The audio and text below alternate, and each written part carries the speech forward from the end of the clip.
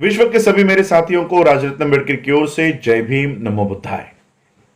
The Buddha is धम्मा के तीसरे episode में आप सभी लोगों का स्वागत है। कल के भाग में हमने देखा कि सिद्धार्थ के पूर्वज कौन थे और उनका कुल क्या था। आज हम लोग सिद्धार्थ के जन्म के बारे में जानेंगे।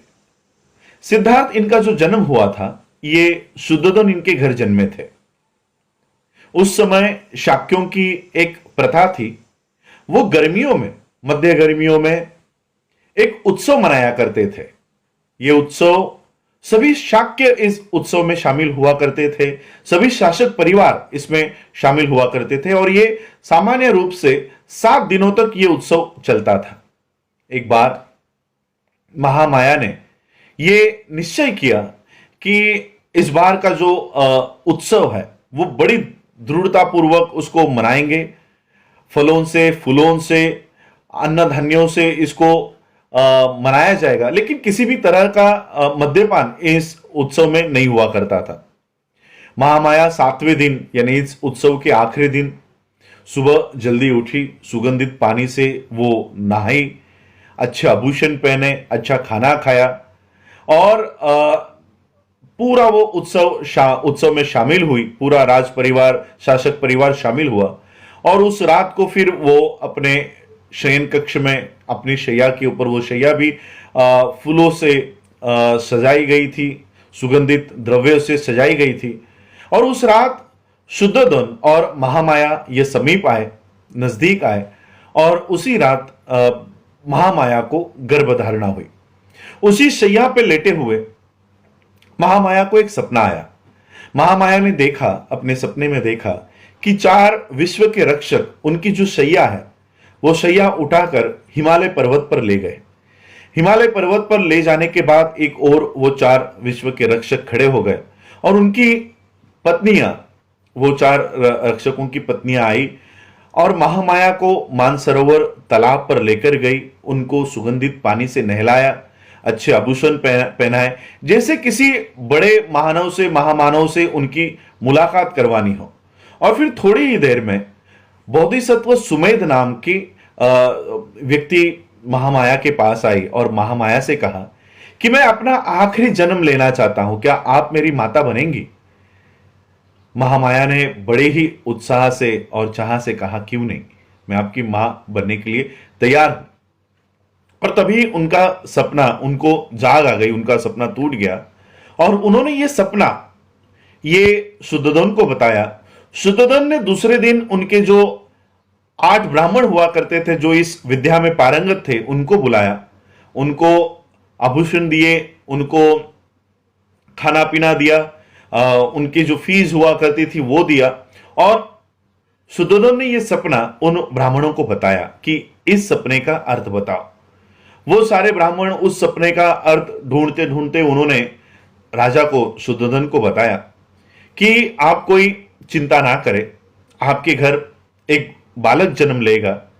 अगर वो संसार में रहा तो वो एक चक्रवर्ती सम्राट बनेगा और अगर उसने गृह त्याग किया और वो सन्यासी बन गया तो वो बुद्ध बनेगा। इस तरह का उन्होंने उस सपने का अर्थ बताया। 10 महीनों तक महामाया ने इस बोधिसत्व को अपने गर्भ में धारण किया और जैसे उनकी प्रसूति का समय नजदीक आया, महामाया ने अपने पति शुद्धोधन से कहा कि मुझे मेरे पिता इनके घर जाना है, देवदह जाना है। और शुद्धोधन ने कहा कि आपकी जो इच्छा है वो पूरी की जाएगी। और महामाया को देवदह जाने के लिए सोने की पालकी बनाई गई, सभी सेवकों को बुलाया गया और महामाया उस सोने की पालकी में बैठकर अपने पिता के घर देवदह जाने के लिए निकली। जब ये देवदह में जा रहे थे तब उनको एक शाल वृक्ष के जंगल से गुजरना था। उस शाल वृक्ष का जो ये उद्यान हुआ करता था उसका नाम था लुम्बिनी वन। इस लुम्बिनी वन से उनको गुजरना था। महामाया जब इस लुम्बिनी वन से गुजर रही थी तब उन्होंने देखा पूरा लुम्बिनी वन ये फलों से, फूलों से लदा हुआ है।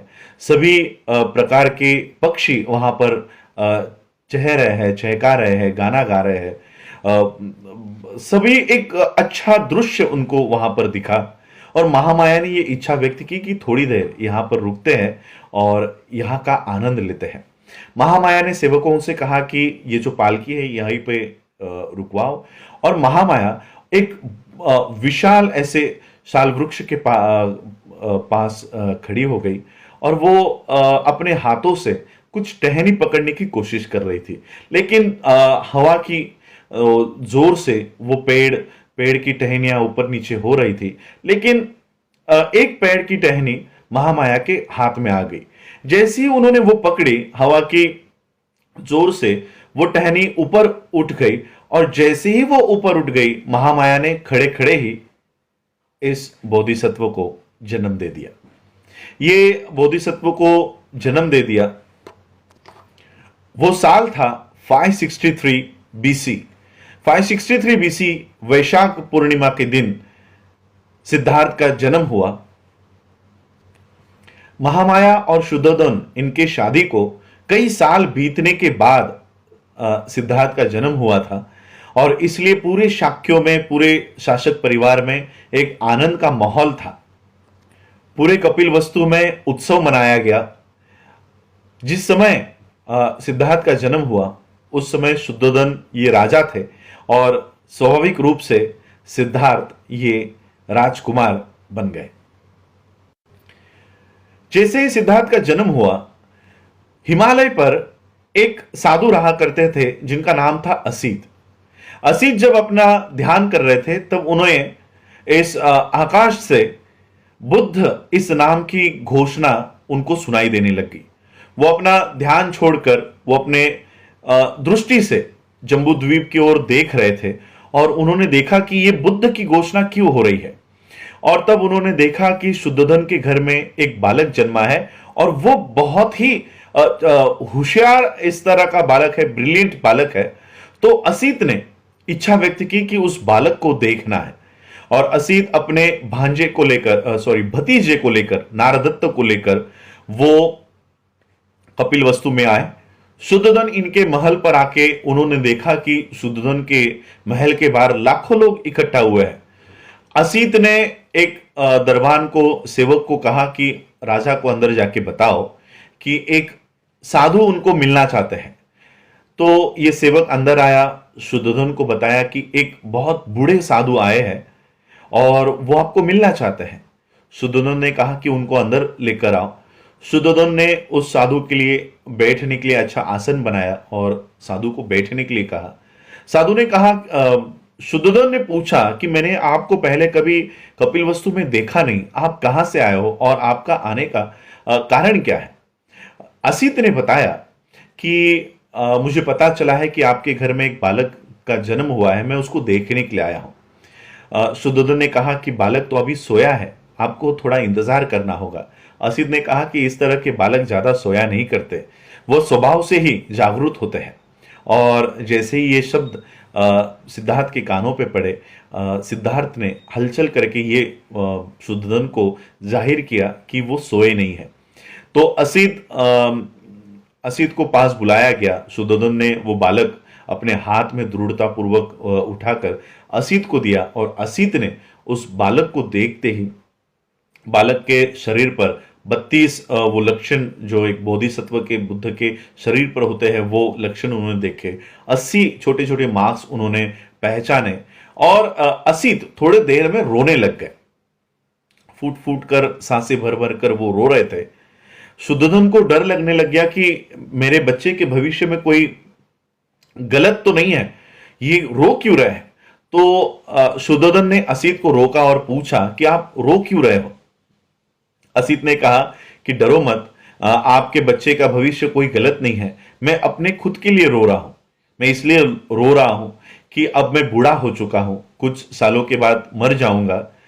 आपका जो बेटा है ये निश्चित रूप से ये बुद्ध बनने वाला है, और विश्व में ऐसी क्रांति लाएगा, उस धम्म चक्र को ये प्रवर्तित करेगा जिसको देखने के लिए मैं नहीं हूंगा।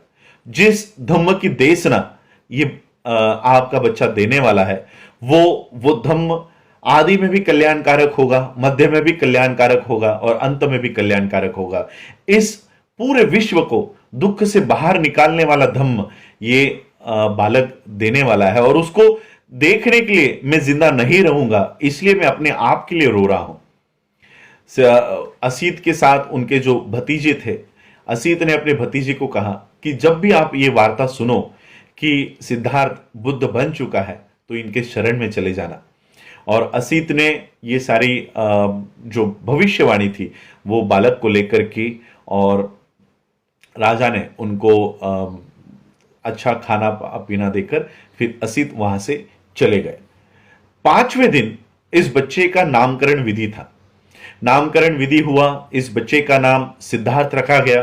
परिवार का गोत्र गौतम था, इसलिए सिद्धार्थ का नाम सिद्धार्थ गौतम पड़ गया। 5वें दिन सिद्धार्थ की जो माता थी महामाया, ये बीमार पड़ गई और उनकी बीमारी एक बहुत गंभीर स्वरूप उस बीमारी ने ले लिया। और फिर महामाया को पता चल गया कि उनका अंतिम समय अब नजदीक आ रहा है। महामाया ने शुद्धोधन को और महाप्रजापति को कहा कि अब मेरा अंतिम समय नजदीक आया है, अब मुझे जाने की इजाजत दो मुझे। और मुझे कोई दुख नहीं है, मुझे कोई दुख नहीं है कि कुछ ही मिनटों में मेरा बच्चा बिना मां का हो जाएगा। मुझे पूरा विश्वास है कि प्रजापति मेरे बच्चे को अपने मां से भी ज्यादा अधिक प्यार करेगी। मुझे दुख इस बात का है कि जो असीत ने कहा कि मेरा बच्चा बुद्ध होगा, वो देखने के लिए मैं नहीं होंगी। और महामाया का देहांत हो गया। और जब महामाया का देहांत हुआ तब सिद्धार्थ सिर्फ 7 दिन के थे। इस तरह महामाया का देहांत हुआ। अब सिद्धार्थ को महाप्रजापति और शुद्धोधन का जो बेटा था वो उनका भाई नंद नाम का भाई था। उनके चचेरे भाई भी थे जो अमितोधन शुक्लोधन इनके बेटे थे। तो इन्हीं बच्चों के साथ और अमिता का जो बेटा था देवदत्त, ये चचेरे भाई और नंद के साथ सिद्धार्थ फिर बड़ा हुआ। कल के एपिसोड्स में हम जानेंगे कि सिद्धार्थ का बचपन कैसा था, उनकी शिक्षा कैसी थी, बचपन में उन्होंने क्या क्या शिक्षा प्राप्त की, ये सभी इसको हम देखेंगे और धीरे धीरे बुद्ध एंड हिज धम्मा की आगे और बढ़ते जाएंगे। और सिद्धार्थ ने प्रवर्जा क्यों ली, इसका उत्तर हम ढूंढेंगे। आप लोगों ने मुझे सुना, उसके लिए आभार। जय भीम, जय भारत, जय बुद्ध।